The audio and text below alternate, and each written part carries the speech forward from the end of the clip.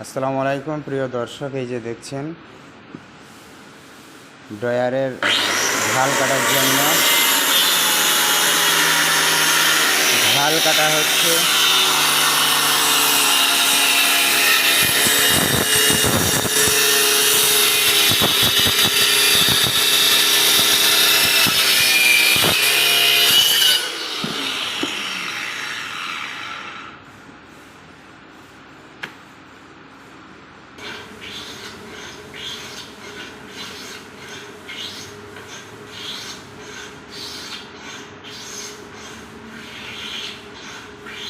ড্রয়ারের handle না লাগিয়ে এই যে ঢাল দিয়ে দেওয়া হচ্ছে, ওই ঢাল ধরেই ড্রয়ার লাগানো এবং খোলার সিস্টেম হবে।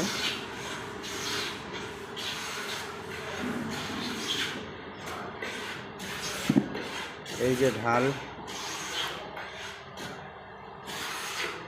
বুঝতে পারছেন,